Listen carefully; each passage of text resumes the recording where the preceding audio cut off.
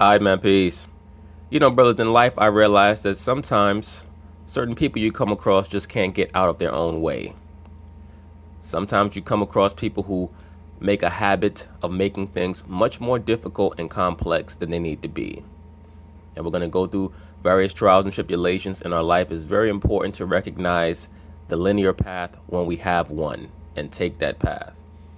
And not always choose the more difficult or circuitous route just so that we can say that we did it our way. Sometimes we have to know when to just accept things as they are, especially the more talented that we are or gifted that we are.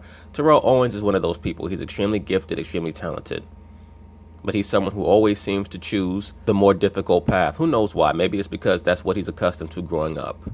As we all know, there was no strong father figure in his life. As a matter of fact, the man who was his actual father lived right across the street from him, and Terrell never knew it because his mother and his female relatives never told him. Who knows why they never told him? Maybe they were trying to protect him, or maybe they were just so disregarding of him as a person that they never wanted him to have that connection with a male figure. For whatever the reason, he's grown up, and it's very clear that he's missed that.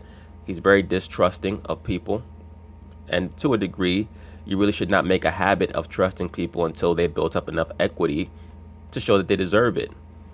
And what I mean by that is that you have to have gone through various adverse situations with a person and gotten an idea of how they react to adversity and to the pitfalls of life before you even call them a friend, much less say to yourself that I trust this person, quote unquote. It's a very powerful word, trust, and it's very clear that Terrell Owens has issues dealing with that concept. And it also seems that he always expects the worst when it comes to people's treatment of him.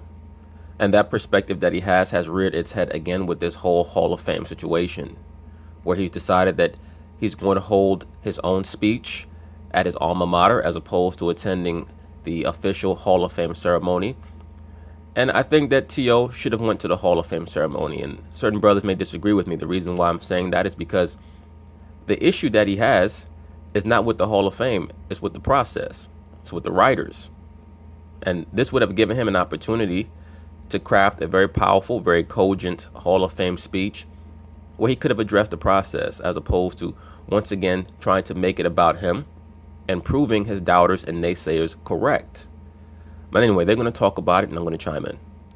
Welcome back to First Take. In case you missed it, the Pro Football Hall of Fame will not acknowledge T.O. during its ceremony in August because Owens, if you didn't know, is having his own ceremony in Tennessee on the same day. Here's what Hall of Famer Michael Irvin said about this song. You can't spend this moment for all these other guys talking about the guy that is not here. You cannot do that and take that way. And you know, T.O.'s doing his own thing, wherever he's doing his own thing, and God bless him. But they're going to, when they mention it as a class, they'll mention him. But well, why should you steal those other guys' moment because of the decision of this one? You know, I think it's the right move. They're not saying he's not going to have a bus in the room. They're not saying he's not getting his jacket. They're saying that we're honoring his wish. He doesn't want to be here with us. We're going to mention him as little as possible. Let me say this. I partially agree with a lot of Michael Irvin's statement, but we all know that the reason why T.O. is not attending the Hall of Fame ceremony is because he believes that there was a vendetta against him and that he should have been a first ballot Hall of Famer, and he should have. So what he's basically saying is that Hall of Fame, I'm not going to allow you to play with me. And that's why I opened this video just giving some background on Terrell Owens' past and the things that he's been through, the dynamics that he's accustomed to, and the reason why when he's faced with a similar situation or scenario, he's always going to respond the same way, by getting defensive. And sometimes it's good to be defensive because oftentimes people are offensive and are trying to act as if they're not. Oftentimes they're being derisive or belittling in an attempt to show you that even though you're supremely gifted, I can still put you in your place. So I think that this is a nuanced issue. I do believe that Terrell Owens should have showed up or should have decided to show up for the Hall of Fame ceremony, if for no other reason, so that he could have faced his detractors to their face. He could have told the Hall of Fame voters, the writers per se, the NFL scribes, that they had no business judging him. And I made a video about T.O. when it was decided that he was going to be inducted into the Hall of Fame, and I stated that the only reason why the Hall of Fame writers did this is because they were facing a conundrum. Randy Moss became eligible for the Hall of Fame, and what they realized very quickly was that either they're going to have to allow both of them in, or it's going to become very, very plain and obvious that they have a personal issue with Terrell Owens if they allow Randy Moss in, who's been involved in just as much negativity affecting his team as Terrell Owens was. Because if they leave them both out, then it becomes a situation where the Hall of Fame voters are not doing their job, and it becomes way too transparent. I'm a firm believer that the only reason why Terrell Owens is being allowed in the Hall of Fame this year is because of the Randy Moss counterbalance. But yes, I partially agree with Michael Irvin, not all the way. I don't think that T.O. needs to be particularly concerned with the other Hall of Famers. They're not going to suffer any health issues if he doesn't show up. But I do understand where Michael Irvin is coming from. But we also have to grasp that this has been T.O. for his whole life, at least as long as he's been famous. He first came into the national spotlight in the late 90s when he made that great catch against the Green Bay Packers to win that playoff game. And this has pretty much been him since then. All right, so Irvin, on the side of the Hall of Fame, I ask you guys, whose side are you on for this one? I'm on, Antoinette, I'm on nobody's side. That's the truth of the matter. Oh, gosh. Really? You're gonna start off that soft?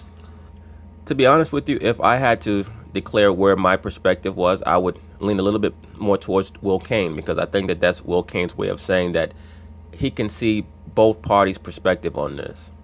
And Michael Irvin, he's what I call a grateful junkie.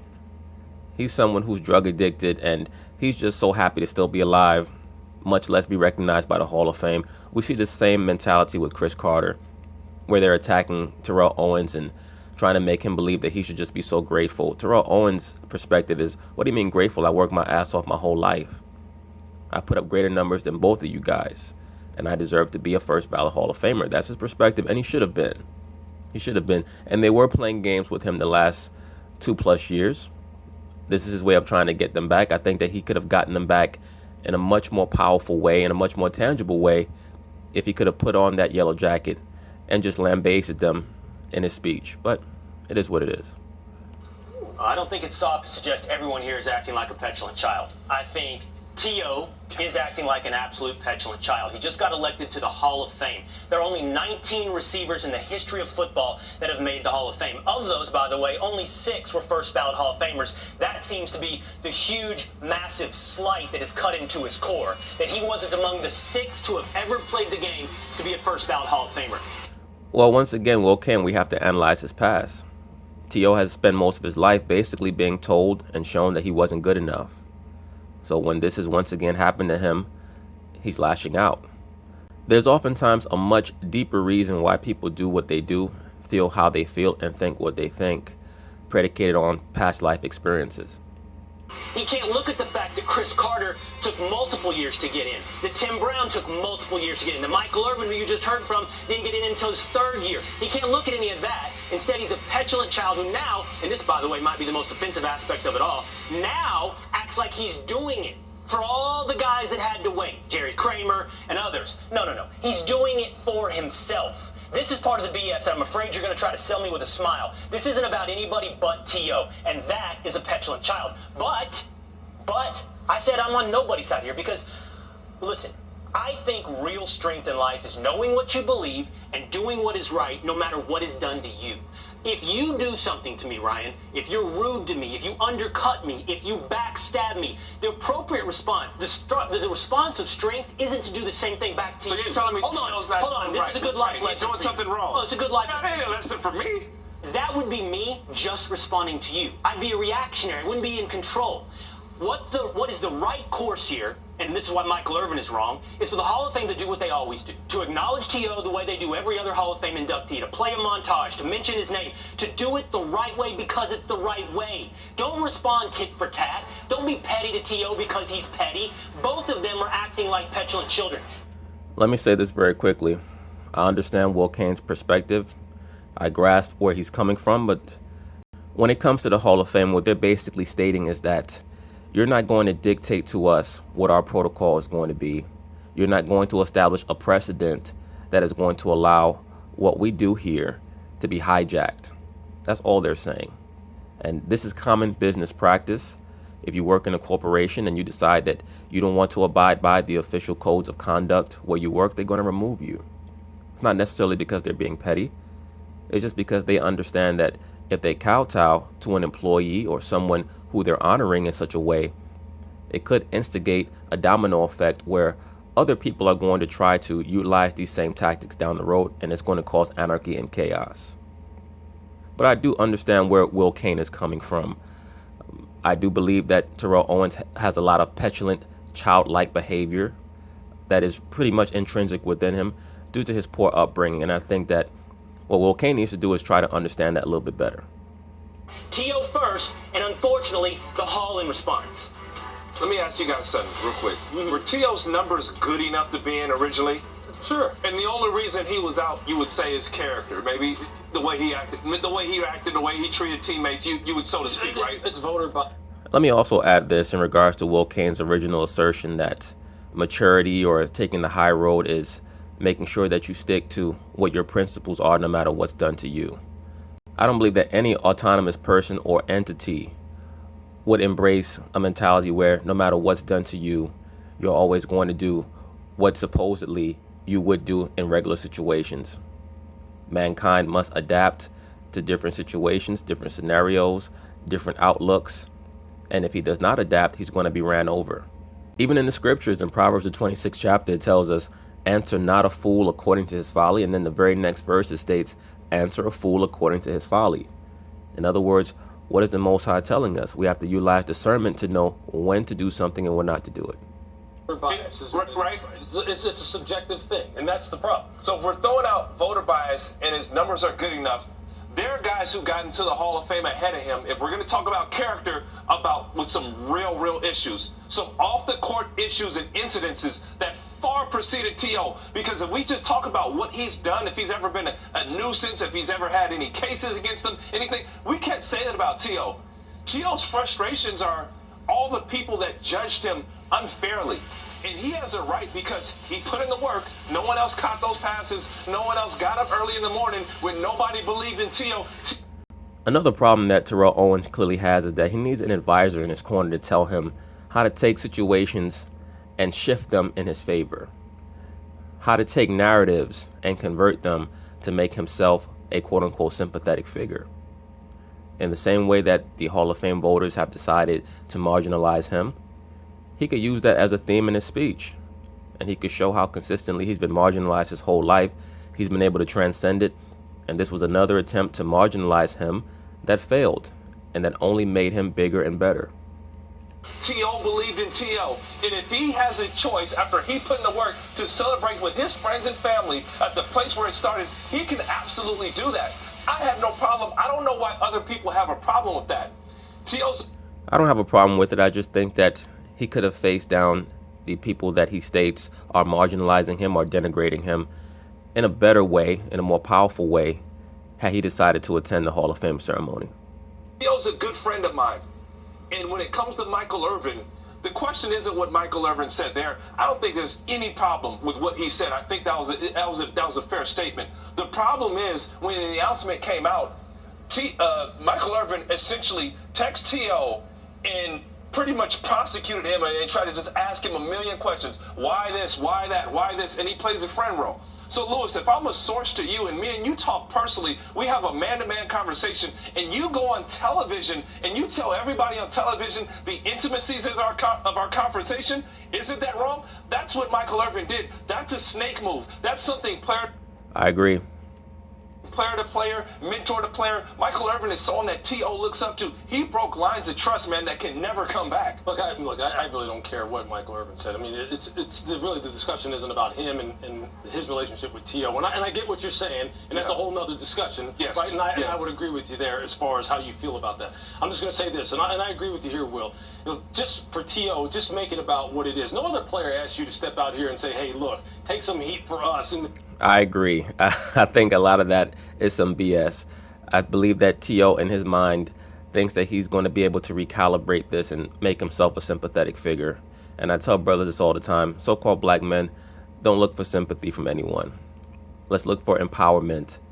He could have converted this in another way by just attending the ceremony and saying to himself, how can I link this up with all the other issues that I've been able to transcend in my life, and just show people that no matter what you do, you can't beat me.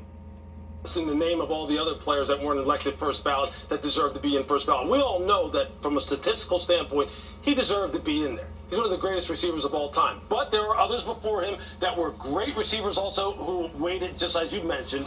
And look, none of those guys are saying to T.O., hey, take a stand for us and take a stand for all those guys in the future who may not be voted in here, on the first ballot like they deserve. Don't say that. What this is about is you versus the people who you have a personal issue with, who have a personal issue with you, who have pretty much come out and said they have a personal issue with you, and they have expanded the whole process beyond what's happening on the football field, and it's about personality-wise how they clash with you. And that isn't what the Hall of Fame is supposed to be about, and those people should be admonished, and that kind of bias should be taken out of the whole Hall of Fame selection process. Absolutely. And that's why Terrell Owens should have decided to attend the Hall of Fame ceremony and confront his accusers, his castigators, to their face and let them know you are being derelict in your duties by creating your own parameters in what comprises a Hall of Fame player. You have no business creating your own parameters, concocting your own barometer of what a teammate is. That's not your job, because I could easily go to the newspaper office that you worked at and ask many of your contemporaries how you are as a colleague, and I'm sure that I will get diverse responses. And there's no question that it needs to be revamped, and those people need to start thinking to themselves, look, this isn't about you. This isn't about your control and about your ego, about how many people you can put in the Hall of Fame and how you can keep other people out of the Hall of Fame. It's not about you. It's about the game. Now, in that respect, I hate the fact that T.O. isn't going to be there. I hate the fact that he isn't going to go there and experience something that so many of us who play professional football could only dream of, who never had a prayer of even going there, because every guy who I know who has gone to the Hall of Fame and taken part in that weekend says it's something you'll never, ever forget. It's bigger than you. It's about your family. It's about all your teammates. It's about all your mentors from the time you were a kid. And when you look out at all the other Hall of Famers who are sitting there, and you see, I can only imagine standing up at that lectern and looking down and seeing some of the greats sitting there listening to you. Man, forget those writers who kept you out of there the first 2 years of your eligibility. Forget, it's so much bigger than that. Those guys right there, they're the ones who were buying your football cards and buying your jerseys, and they were the ones. In other words, you're saying those guys who are trying to hold you back, they're nothing but fanboys.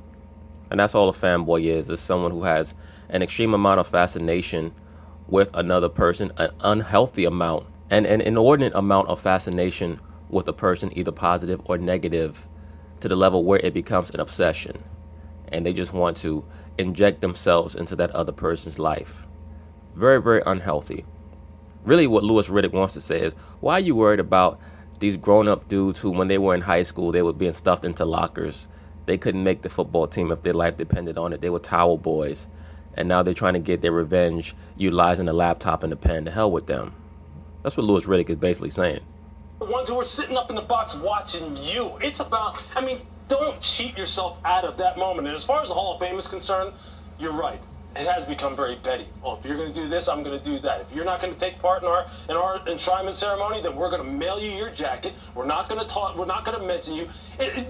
This is kind of like the way the world works right now, though, right? Yes. It's always back and forth. You do this. I agree that the Hall of Fame is being a bit petty, but you also have to look at it from their perspective. They're saying, T.O., we're not the ones who kept you out. It was the writers. You don't really have an issue with the Hall of Fame per se. You have an issue with the process and the protocol. This, I'm going to do that. You do that, I'm going to do this. And it's unfortunate because everyone's losing, especially T.O. is losing, because now all of the things that people didn't like him for, he's giving them fuel now. He's just fanning the flames now, and people are saying, see, you are a petulant little kid. You are someone who's very egotistical. You are someone who's all about you. And that's just not what you want to do. You just don't want to do that. You don't want that to be what people think. I love these. Well, clearly he doesn't want to do it, Louis Riddick. And the fact of the matter is that Terrell Owens has dug his feet in the dirt. He does not want to be moved on this issue. He's not willing to kowtow to conventionalities. And to a degree, I understand that. And the reason why I say that I understand that is because I'm able to see things from his perspective in regards to his background. And I think that It's very important that we assess people's conduct based on their background, because that is going to be a very heavy contributor in future actions. When we want to know what people are going to do in the future, all we need to do is see what they've done in the past and how they were raised in their past and the things that they were subjected to. And that will provide us with a lot of answers. I love that you said this is, unfortunately, this is how much of society is. We see, and I don't want to get too, psychological. We see weakness somehow as strength. I think it's weak when you let other people dictate your actions. I think it's weak when you're too outwardly focused. You did this to me, so I act this way. Instead of just being strong and centered, and this is what I do. Whether or not I'm done wrong or I'm done right. Whether or not it benefits me or hurts me. This is what I do because this is who I know who I am. Well, that's good, Will Kane. I hope that you remember that. So if someone decides that they're going to walk up in your face and slap the shit out of you, you're just going to keep walking right down the street because you say that no matter what people do to you, it's not going to have any influence on what you do back to them. I believe that it's very dangerous to speak in absolutes. And I know what is right. I don't see that with T.O. At least he's not acting that way, Ryan. And I don't see it with the Hall. Everybody is being petty and reacting to each other. T.O. ought to know this, okay? There's a famous cliche about this. Do you know what they call the guy who graduates first from medical school? Doctor. Do you know what they call the guy that graduates last from medical school? Doctor. It doesn't matter if you got in the first ballot or you got in the sixth ballot. You are a Hall of Famer. Recognize that in yourself and go up there and take your moment. Well, you know what, Will Kane? And I made a statement in regards to this concept in a boxing video. There are levels to boxing champions. There are also levels to Hall of Famers. There's a hierarchy there. And it's very difficult to compare the concept of becoming a doctor to the concept of being inducted into the Hall of Fame. Because what's intrinsic within the concept of becoming a sports Hall of Famer is that you're super competitive. And of course, if you're Terrell Owens, you want to be able to say that I'm on the level of a Jerry Rice, of a Steve Largent, of a Randy Moss, so on and so forth. Terrell Owens can't look at Randy Moss and say, I'm on your level, because Randy Moss can say, I'm a first ballot Hall of Famer, you're third ballot. They view things in that way. That's a great point, because look, there's only a few, from what I understand about the whole Hall of Fame selection process, there's only a few, it only takes a few people to keep you out of there. It's not like there's a whole conglomerate of people who are conspiring against you.